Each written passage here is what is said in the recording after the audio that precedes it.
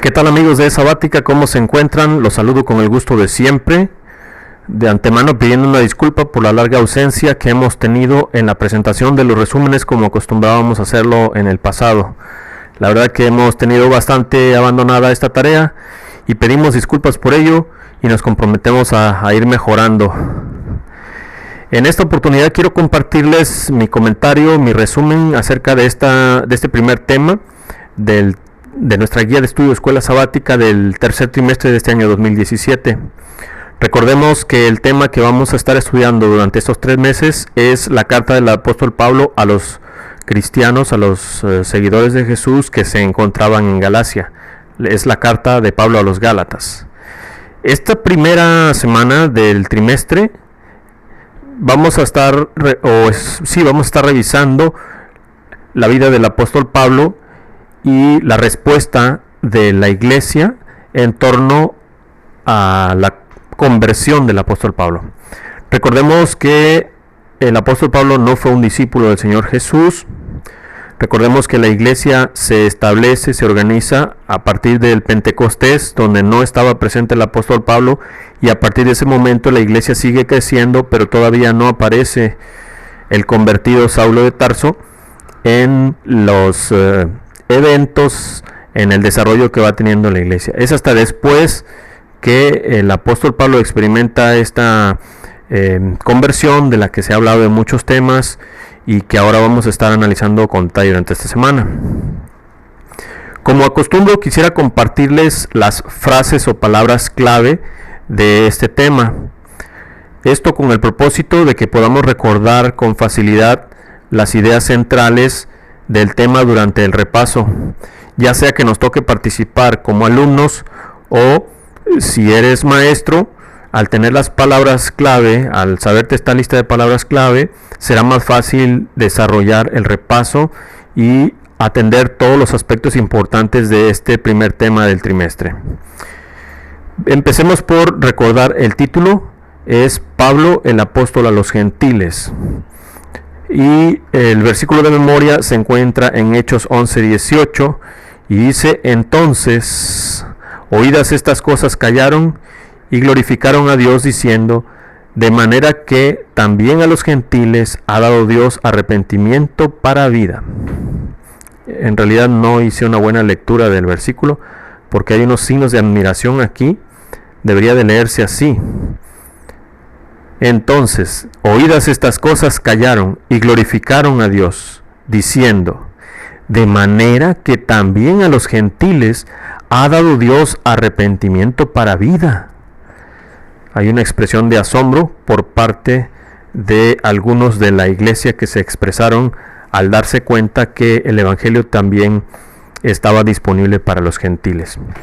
Me parece que este tema podemos dividirlo, simplificarlo en 2 grandes partes. Uno, el momento cumbre de la vida del apóstol Pablo. Número 1, el momento cumbre de la vida del apóstol Pablo. Tenemos que detenernos en ese momento cumbre de la vida de Pablo, porque Pablo es el autor de la carta a los Gálatas.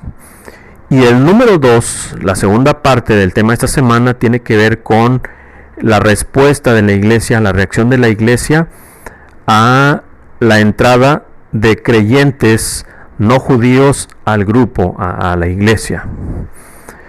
Bien, las 5 frases o palabras clave que creo que expanden un poquito más estas 2 partes que hemos dicho que contiene la guía de estudio son, en primer lugar, si quieren anotarlo por allí, por el momento les quedo a deber el título como lo he hecho en otras ocasiones, un letrero escrito como lo he hecho en otras ocasiones. En esta oportunidad solo voy a mencionar las frases o palabras claves y ustedes amablemente van a tomar nota de ello. En primer lugar, propongo que la frase clave inicial sea militante revolucionario. En la última parte del día domingo, en el último párrafo, dice que el celo de Pablo, dice así, cuyo celo contra los primeros cristianos indica que probablemente pertenecía a una facción estricta y militante de los fariseos, llena de un fervor revolucionario. Vale la pena resaltar esto porque si hacemos un paralelismo entre la cultura judía en la que se desenvolvía el apóstol Pablo, que era fuertemente religiosa y además adoraba al Dios verdadero, el hecho de que Pablo tuviera facultades para autorizar el apedreamiento, es decir, el asesinato de una persona en el nombre de Dios y oponiéndose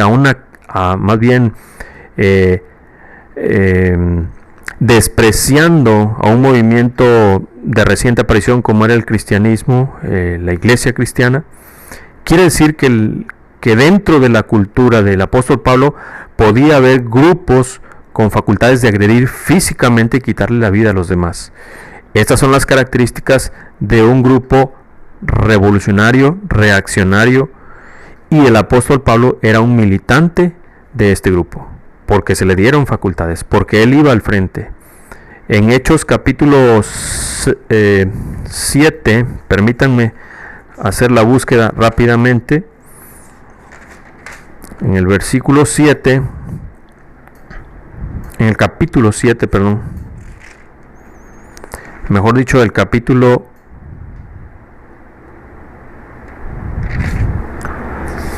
7, sí es el capítulo 7, el versículo 58 dice: y echándole fuera de la ciudad le apedrearon, y los testigos pusieron sus ropas a los pies de un joven que se llamaba Saulo. Entonces, Saulo era importante llevar las ropas de un prisionero, de una víctima, de un sentenciado hacia cierta persona. Significa que esa persona se hacía cargo de esa ejecución, validaba la ejecución, aprobaba y daba su visto bueno para esa sentencia, para la ejecución de esa sentencia. Entonces vemos que el apóstol Pablo no era un improvisado, no era un arrebatado, formaba parte de un grupo organizado con facultades para amedrentar a minorías o a grupos con ideas diferentes. Este es la esencia, el trasfondo, la naturaleza inicial del apóstol Pablo. Entonces la primera frase clave, fue que era un militante revolucionario. Les propongo una segunda frase clave: religioso perseguidor. Al respecto, podemos leer Hechos capítulo 9, versículo 5. Dice: él dijo: ¿quién eres, Señor? Y le dijo: yo soy Jesús a quien tú persigues. Dura cosa te es dar coces contra el aguijón. Entendimos al estudiar esa parte del texto bíblico y en la sección correspondiente de la guía de estudio, que dar coces contra el aguijón era oponerse a los llamados del Espíritu Santo en la conciencia del apóstol Pablo. El apóstol Pablo se oponía a esos despertares en su conciencia que se evocaban con el sacrificio, con la abnegación de los cristianos al ser martirizados. Otra cosa que resalta la guía de estudio es que el apóstol Pablo no era un ateo, como en nuestros días. En este siglo XXI se podría explicar una persecución de ateos tratando de desaparecer a cristianos. El apóstol Pablo conocía obviamente del patriarca Abraham, seguramente la historia del recorrido del Éxodo, la vida del rey David, el reinado de Salomón, y seguramente conocía a los profetas mayores, Jeremías, Ezequiel, Isaías, y a los profetas menores. Era un religioso, era una persona que en el fondo se supone que promovían la virtud, la bondad, la amabilidad, la cortesía. Y este religioso se volvió un perseguidor. Entonces, por eso resalto o comento que esta es la segunda frase clave. Era un religioso perseguidor, no era un ateo, un incrédulo, un pagano. Era alguien que conocía o decía conocer el carácter de Dios y su voluntad para los seres humanos. La tercera es una palabra clave y propongo que sean la palabra meditaciones. Meditaciones. ¿Por qué meditaciones? Si revisamos Hechos 9 de 10 al 14, allí vamos a encontrar: había entonces en Damasco un discípulo llamado Ananías, a quien el Señor dijo en visión: Ananías. Y él respondió: heme aquí, Señor. Y el Señor le dijo: levántate y ve a la calle que se llama Derecha, y busca en casa de Judas a uno llamado Saulo, de Tarso, porque he aquí él ora. Y ha visto en visión a un varón llamado Ananías que entra y le pone las manos encima para que recobre la vista. Entonces Ananías respondió: Señor, he oído de muchos acerca de este hombre, cuántos males ha hecho tus santos en Jerusalén, y aún aquí tiene autoridad de los principales sacerdotes para prender a todos los que invocan tu nombre. Y el Señor le dijo: ve, porque instrumento escogido me es este para llevar mi nombre en presencia de los gentiles y de reyes y de los hijos de Israel, porque yo le mostraré cuánto le es necesario padecer por mi nombre.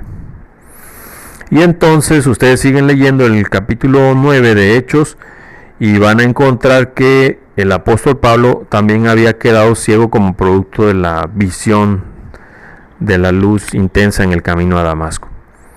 En esa ceguera, pues, las reflexiones cotidianas y comunes del apóstol Pablo se apagaron, y entonces se despertaron en su mente otras consideraciones, otras reflexiones, meditaciones importantes en cuanto a la manera en que el Señor Jesús lo había llamado, la invitación que le estaba haciendo. Seguramente consideró toda su formación, toda su herencia, todo el entorno en el que creció y los paradigmas que tenía, es decir, las creencias, los principios, los valores que había desarrollado a través de su infancia y juventud, y entonces todo eso tenía que cambiar drásticamente. Por su parte, Ananías meditaba en cuanto a la peligrosidad del apóstol Pablo. Él tenía testimonios válidos, contundentes, de que Pablo era un hombre peligroso. Y entonces recibir en una visión o una voz que le hablaba la orden de ir a atender, a visitar a Pablo, pues era una situación desafiante. Ananías, por su parte, entonces también tenía meditaciones importantes en cuanto a en realidad, en primer lugar, Ananías podía haber meditado en cuanto a lo temible que era el apóstol Pablo. Pero la otra meditación que podemos comprender naturalmente en este mensajero del Señor Ananías es: ¿qué va a pasar con este recién convertido? ¿Será que ha alcanzado la transformación adecuada como para ingresar a la iglesia? ¿Qué va a decir o a expresar? ¿Cómo va a convencer a los que una vez perseguía? Entre estos dos grupos de meditaciones se balanceaba la mente de Ananías. Por eso pienso que la tercera palabra clave aquí es meditaciones. Meditaciones de Ananías respecto a la situación, y en el mismo sentido, meditaciones del apóstol Pablo.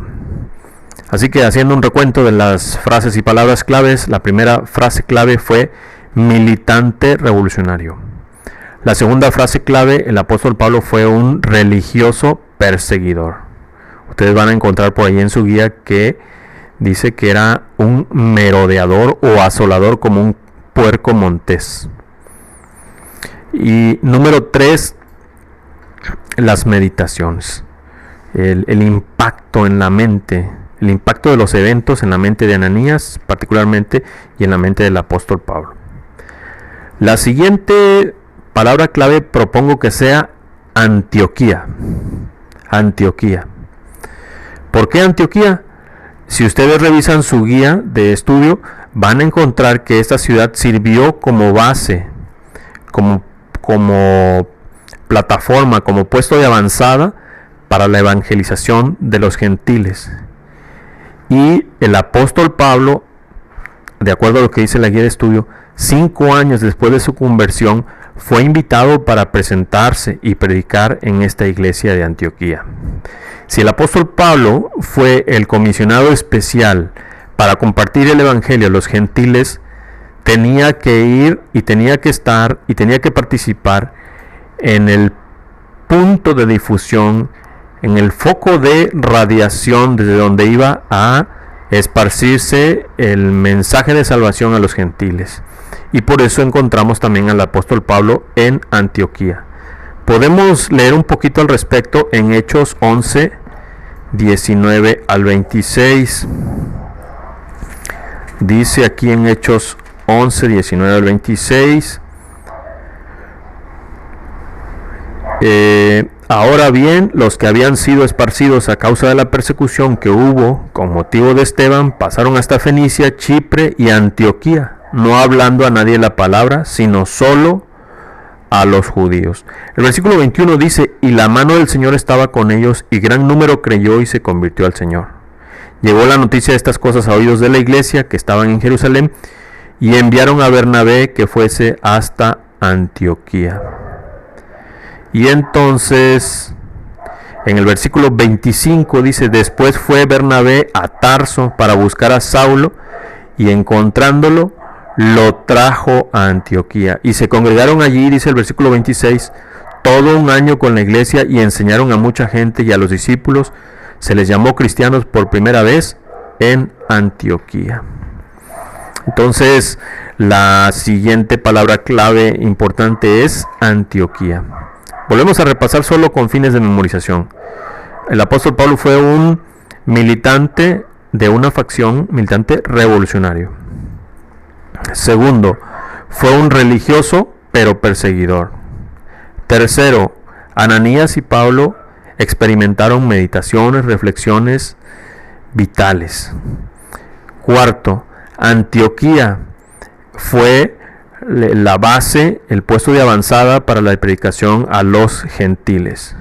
Y la palabra clave número 5 en este tema de Pablo, apóstol a los gentiles, propongo que sea la palabra oposición. Oposición. Y para ser un poquito más descriptivos, revisemos Hechos 15, 5 al 7.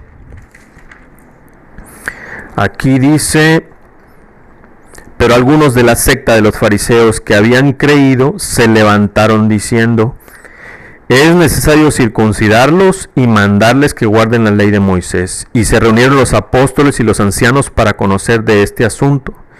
Y después de mucha discusión, Pedro se levantó y les dijo: varones hermanos, vosotros sabéis cómo ya hace algún tiempo que Dios escogió que los gentiles oyesen por mi boca la palabra del evangelio y creyesen. Bueno, y se siguen diciendo otras cosas importantes que ustedes tendrán oportunidad de leer con calma de manera individual.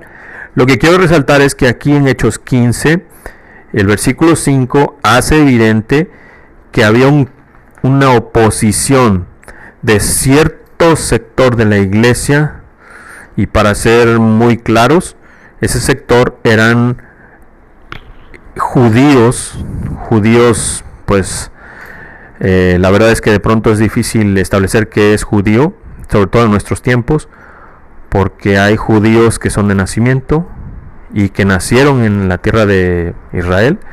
Hay judíos que descienden de padres judíos, pero hay judíos que ya no guardan las ordenanzas bíblicas de la antigüedad, pero son judíos por herencia o por lugar de nacimiento, por geografía.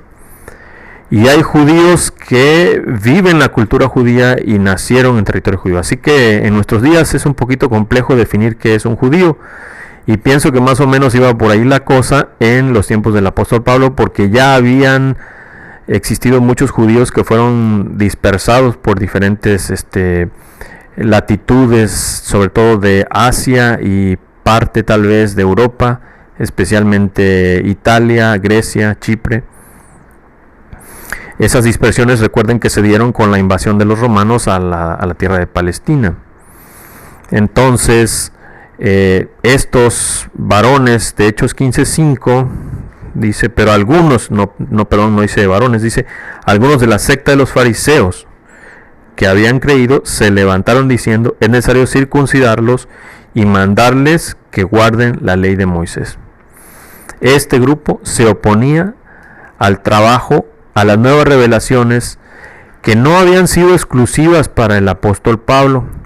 Recordemos que en los primeros capítulos de Hechos, del libro de los Hechos, se describe la experiencia que tuvo el apóstol Pedro cuando fue a visitar a Cornelio. El Espíritu Santo lo instruyó para que fuera a visitar a Cornelio. Entonces, antes que Pablo, Pedro ya había tenido una revelación de compartir el evangelio a los gentiles. Incluso en esa visión el apóstol Pablo se le dice: lo que Dios limpió, no lo llames tú inmundo.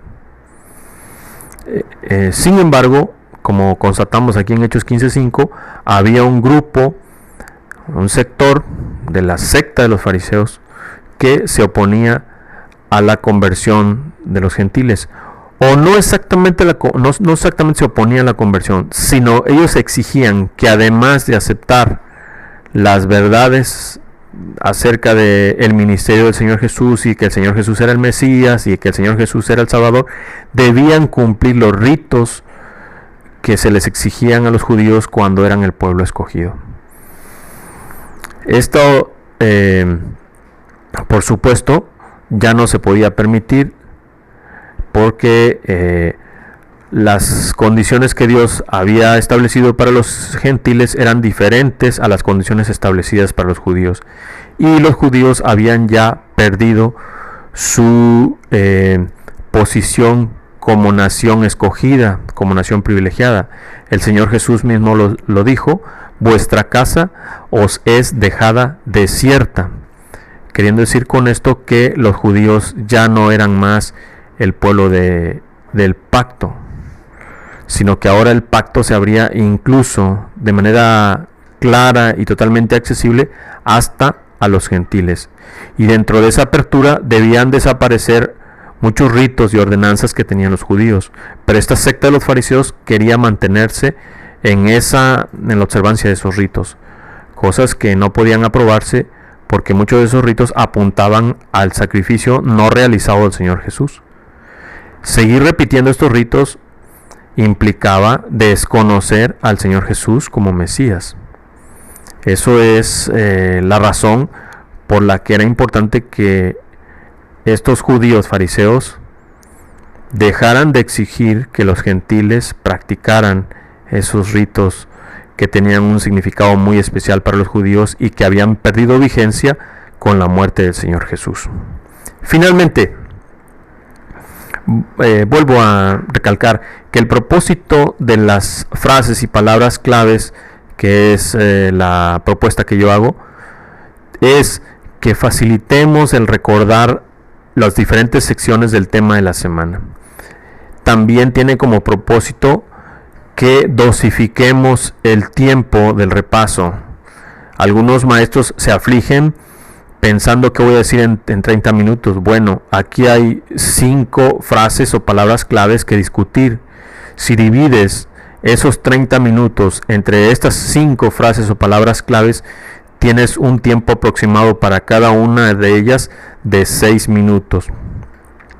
Sin embargo, los 30-35 minutos no son exclusivos para el repaso.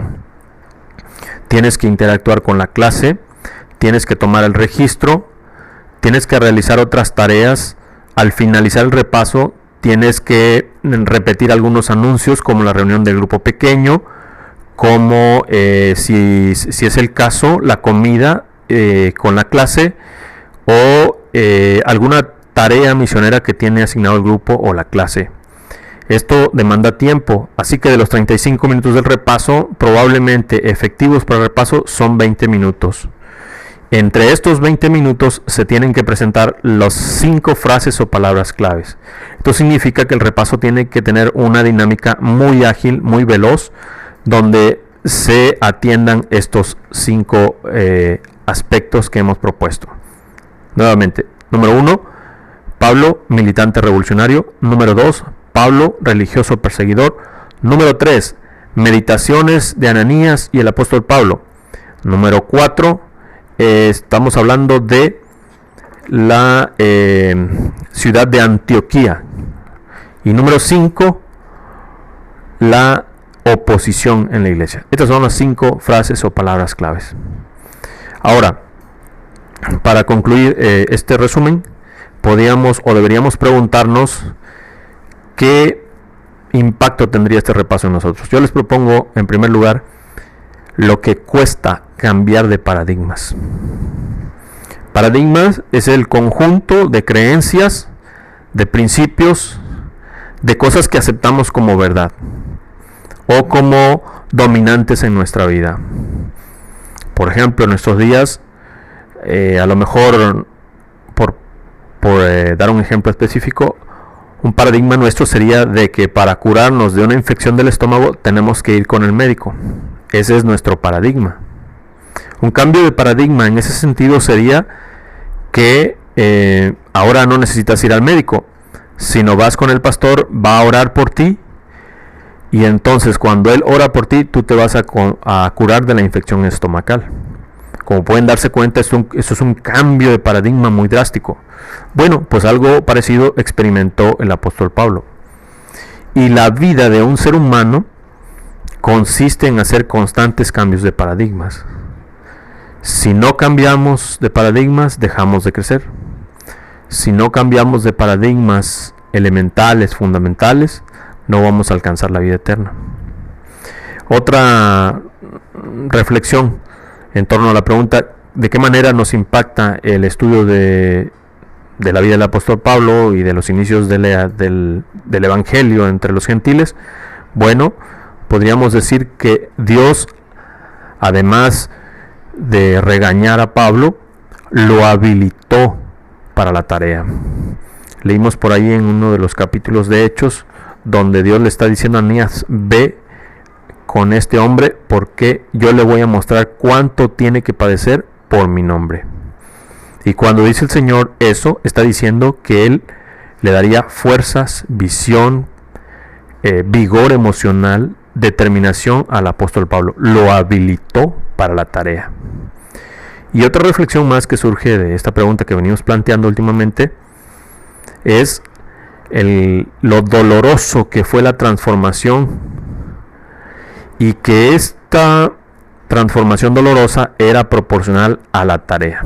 Porque algunos de nosotros estaríamos deseosos de que algún día, caminando rumbo a la escuela o al trabajo, de pronto apareciera una luz brillante y que el Señor Jesús nos hablara y nos dijera: tú de aquí en adelante vas a ser una persona que me vas a servir exitosamente, que vas a vencer obstáculos muy fuertes.